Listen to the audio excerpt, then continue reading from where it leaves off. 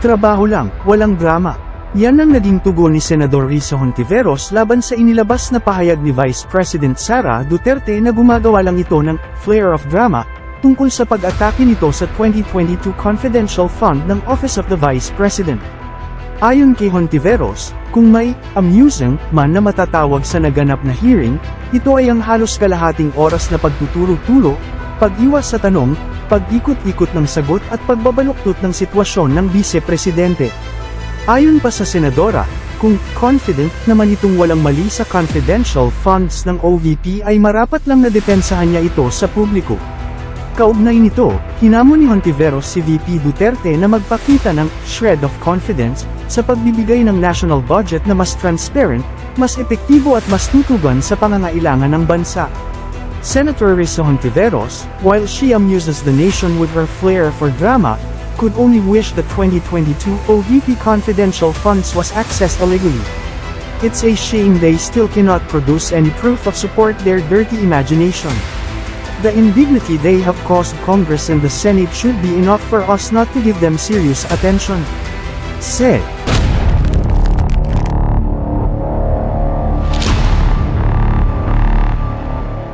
With regard to the confidential funds, we leave it to the decision of Congress, the House of Representatives, and the Senate. Basta kami nag-propose kami, iwan namin sa kanila ang decision. Trabaho lang, walang drama. Akala ko ba, VP Sara, the OVP can live without confidential funds? Bakit parang pinapawisan na yata kayo dyan? Budget hearing pa lang. Lahat naman ng ahensya naglalabas ng proposed budget. Hindi kayo special. If you're so confident about those confidential funds, then defend them publicly. Napakababa na yata ng standards ng OVP. Gagawin mo lang ang trabaho mo, amusing na agad. Kung meron mang amusing, yan ay yung halos kalahating oras na turo-turo, pag-iwas sa tanong, paikot-ikot na sagot, at pagbabaluktot ng sitwasyon. Ginawa nilang perya ang basic na proseso ng pag-usisi ng pera ng bayan.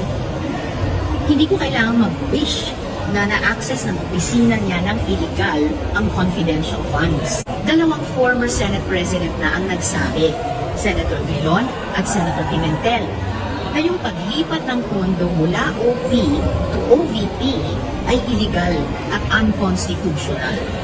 At higit sa usapin ng batas, huwag ilihis sa tunay na issue. Si Vice President Duterte lang bilang VP at Secretary ng Department of Education ang may confidential funds na mas malaki pa sa combined confidential funds ng BNB at NICA. Bakit ba kailangan niya ng napakalaking pondo na walang audit o disclosure sa publiko? Given the significant responsibility of government officials, I expect a shred of competence when it comes to fiscal matters, like any Filipino taxpayer. Kaysa sa mga personal na atake at pag-iwas sa tanong, mas maganda sigurong kung hinawin na lang ni VP Sara ang pondo ng opisina niya para sa isang national budget na mas transparent, mas epektibo, at mas tutugon sa pangangailangan ng ating mga kababayan. Sigurado, it's one of the toughest portfolios to hold in government, pero nakikita ko po concurrent yon sa pagiging VP. So, hiwalay pa po yung primary mandates ng DepEd, which I'll ask in the other hearing later, but may iba pa pong primary mandates yung Office of the Vice President. So, at least initially, nakikita ko yung primary mandates ng office nyo in support of the mandates and the programs of the Office of the President. I hope, Mr. Chair, dahil pangalawang taon na ito ng panunungkulan ni VP, at least in the next budget hearings, we can hear more specific and distinct mandates of the OVP kaysa lamang in support of yung mandates ng OP. Ngayon naman po, Madam VP, Mr. Chair, the Office of the Vice President has been allocated confidential funds amounting to 500 million pesos. According to Joint Circular Number 2015-01, issued by the COA, DBM, DILG, CGC, GCG, and DND, confidential funds refer to those expenses related to surveillance activities in civilian government agencies that are intended to support the mandate or operations of that agency. So, Una pong tanong dito, Madam Vice President, which mandates of the Office of the Vice President will be supported by the aforementioned allocation of the confidential funds, Mr. Chair? Um, Mr. Chair, Your Honor, all of the projects of the Office of the Vice President use the confidential funds that is intended for the safe, secure, and successful implementations of programs, projects, and activities and engagements of me and all the satellite offices, including the central office of the Office of the Vice President. Salamat kayo, Madam VP. Kanina po sabi nyo yung primary mandates ng office nyo in the next 6 years would be in support of the primary mandates of the OP. So, alin po sa mga primary mandates na yon, as you conceive them in support of the primary mandates of the OP, alin sa mga primary mandates na yon ang masusuportahan or specifically gagastusan ng confidential funds na i-allocate ng Kongreso sa office nyo? Yes, Mr. Chair, Your Honor, the constitutional mandate of the Office of the Vice President is only to be a reserve, a bench warmer, in the event of, I do not want to mention it, but in the event that the President cannot discharge his functions, that is the constitutional mandate of the Office of the Vice President. Apart from that, all the other projects of the Office of the Programs, Projects, and Activities of the Office of the Vice President will depend largely on the decision and discretion of the incumbent elected Vice President. So for my term, we decided on 3 permanent projects: the charter, the museum, and the permanent office and residence of the Office of the Vice President. And then we took on the projects that made the most impact when I was mayor of Davao City. These are the entrepreneurship program, the peace building in communities, the Pagbabago advocacy campaign. We added the Pagbabago, 1 million trees for in support of the mandate of the DNR. And then we have the Pansarap program in support of the Department of Health and the Department of Education. And then we created the Disaster Operations Center in support of NDRIMC and all those local governments who are asking for help from the Office of the Vice President when there are calamities or emergencies in their localities. And the buses donated to me, I lent to the Office of the Vice President to support the Libreng Sakay program of the national government. In addition to that, I discharged the functions and the duties of the Secretary of the Department of Education. And in addition to that, I was tasked by the President to co-chair the National Task Force on Ending Local Communist NTF-LCAC. And in addition to that, I also took on the role of President of the Southeast Asian Education Ministers Organization, SIMEO. And all of these activities use confidential funds. Mr. Chair, Madam Vice President, so nasagot nyo na yung follow-up question ko. Kung ibig nyo pong sabihin, lahat nito, starting with the bench warming and being a reserve, and then yung entrepreneurship program, yung peace building, yung pansarap, yung million trees, yung pagbabago advocacy, yung disaster operations center, yung libreng sakay, and yung binanggit nyong 3 permanent projects, the permanent office, the VP's museum, and the omnibus law or charter. Bawat isa sa mga ito, gagastosan ng confidential funds ng opisina nyo? Yes. Mainly, the confidential funds, as I said, is for the safe, secure, and successful implementations of the programs, projects, and activities and engagements of the Office of the Vice President. Salamat. With your Yes, Mr. permission, Your Honors, I just want to acknowledge, might forget, the presence of our minority leader, Senator Coco Pimentel, and one of our committee vice chair, Senator Francis Tolentino. Morning, Your Honors. Go ahead, thank you. Sorry. Yes, Mr. Chair. Yes, ma'am. In addition, Mr. Chair, Your Honors, in addition, there are times when the President is on official trips, travel abroad. I chair the executive committee, which is the caretaker of the Office of the Vice President. This is an additional dagdag trabaho sa lahat ng mga trabaho na na-mention ko po. Of course, Mr. Chair, Madam Vice President, yung ibang items na binanggit ni Madam VP na gagastusan di umano ng confidential funds, specifically ng OVP, tulad ng sa DepEd, sa NTF-LCAC, sa CIMEO, pati yung Executive Committee pag wala si Presidente, malamang sa hindi, may sariling confidential funds na hindi na ginagastusan ng confidential funds na hinihingi ng Office of the Vice President. So, Madam Chair, VP, Mr. Chair, furthermore, the joint circular I cited provides that confidential funds can only be used for a limited range of purposes, such as the rental of transport activities related to confidential activities. So in broad terms po, saang mga activities na enumerated sa joint circular gagamitin yung confidential funds? Just to refresh our memory, dun po sa 2015 joint resolution na yon, confidential funds can only be used for the following expenses: purchase of information necessary for the formulation and implementation of programs, activities, and projects relevant to national security and peace and order, rental of transport vehicles related to confidential activities, rentals and the incidental expenses related to the maintenance of safe houses, purchase or rentals of supplies, materials, and equipment for confidential operations that cannot be done through regular procedures without compromising the information gathering activity concerned, payment of rewards to informers, and uncovering and preventing illegal activities that pose a clear and present danger to agency personnel or property or other facilities and resources under the agency protection, done in coordination with appropriate law enforcement agencies. So, saang mga activities po na ito enumerated sa joint circular ay gagastusan ng confidential funds ng office nyo, Mr. Chair? Mr. Chair, Your Honor, it varies.